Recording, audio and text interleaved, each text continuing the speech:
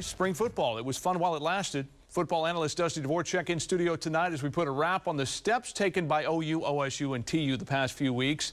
The last big thing, of course, the spring game for the Sooners. Fans piling into Memorial Stadium to watch nearly 40 new players put on the Crimson and Cream for the first time. Five-star Peyton Bowen shining in his debut. Freshman quarterback Jackson Arnold struggling to get protection, but making plays when was able to, nearly winning the game on the final snap. Dillon Gabriel still the man. Slow start, but he ends up 11 of 17 for 3 touchdowns, 1 interception. He did miss a few deep throws, but all in all has taken a step forward from last fall.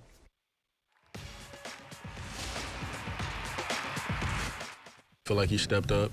He's taking more of a way more better leadership role, and I feel like he's stepping up to the plate. Dillon always improves every single day, you know.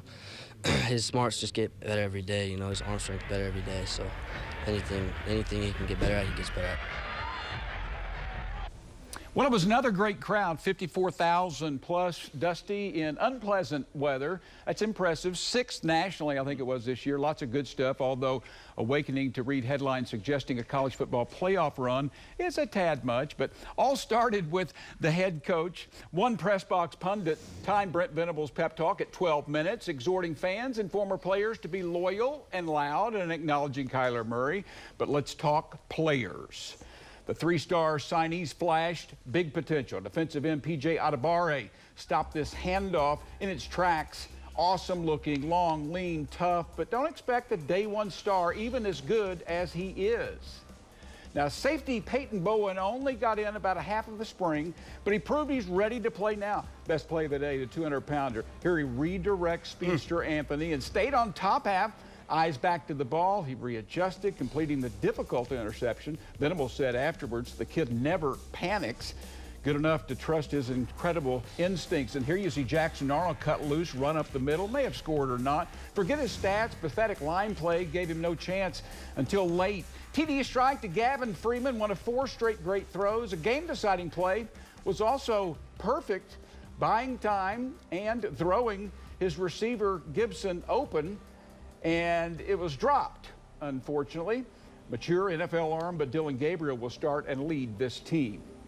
Deshaun McCullough, long, 6'5", and he can play. And I know, Dusty, you think that he's a guy that'll do it. And overall, lots of spring sloppiness that you're going to have. Everybody does, but some guys really stood out. They did. It was great to see the defense step up, make some plays, get off the field. It was obviously a real issue a season ago. And you touched on Deshaun McCullough. Wow. I mean, this guy's instinctive all around the football, making plays. Where do they find the right spot for him? Is he a cheetah? Justin Harrington's playing great there. I think he's better around the football. It's a good problem to have. This guy was highly talked about, highly recruited, and he's going to be an impact player next season. Other guys that I think, Rondell Bothroyd, the Wake Forest transfer portal guy, you know, I thought that he really stepped up, was making plays. Talked about him throughout the spring, and you saw it on display. Heavy-handed, sheds blocks, can really, I think, help them against the run as well as the pass. R. Mason Thomas, if you were paying attention, he's really added some size, was moving around well. I thought Jonah Laulu moved from the edge to inside, made a couple of nice plays, especially an early 3rd and short situation. That move is really going to help them. And just overall, as you mentioned, PJ is going to be a player that's going to be able to step up and have a presence. But so defensively, I thought you felt pretty good about what you saw. Offensive line-wise, not so much. It's interesting, Dean, because, you know, being out, going to practice, seeing some scrimmages, the O-line I thought was having more success than the D-line. That was not the case yesterday. So goes spring ball. But one name to remember on the offensive line, Walter Rouse, the Stanford transfer that they've signed. He's got 39 starts. He has not been participating here in the spring. He's going to be the left tackle for this offensive line. And they had in some portal guys this weekend, a couple of offensive linemen, one from App State, one from San Diego State. They know they need depth, and that's kind of what they're looking to add here before the spring is over. And then offensively, Gavin Freeman, he has been wowing everybody the entire spring, and I thought he continues to show. He may be small, he may not be a 5-star, but holy cow, this guy's going to make plays, and he reminded everybody what he's been doing this entire spring on Saturday. They're going to need something extra from the receiver group, I think. Yeah. They got some guys coming in, and other guys will have to continue to improve. But at running back, Sawchuk looks to be the real deal, really versatile, and a guy that I think they can depend on, you know? Yeah, he catches the ball really well. That running back room, it's pretty stout for DeMarco Murray. Yeah, and they'll get their starter back.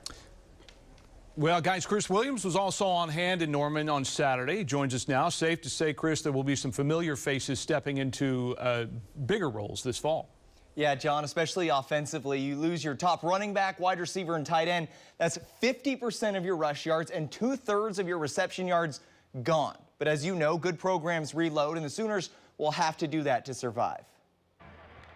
Jalil Farouk is the clear heir apparent for the #1 receiver spot. He was the #2 option last year behind Marvin Mims, but he says he's made a conscious effort this spring to grow into the role as the guy. Just grinding, continuing to push my others, everybody else in the room, trying to be a leader, more vocal, stepping up to that plate. Drake Stoops, Gavin Freeman will both be complimentary to Farouk, while Michigan transfer Andral Anthony brings a whole new level of speed to the room. DJ Graham switched from defense to offense. A highly touted receiver in high school could earn a role within the group. I think DJ's got a lot of ability. He's got to continue to grow and master the position. The next 3 months for him are going to be critical. At running back, keep an eye out for Gavin Sawchuk, just a redshirt freshman, but he's been stepping up this spring, and his versatility is impressive. He's tough, he's quick, and he is hungry. Sawchuk's going to bring us great balance, being able to do a lot of different things, run game, throw game, protectionally. He's done an unbelievable job.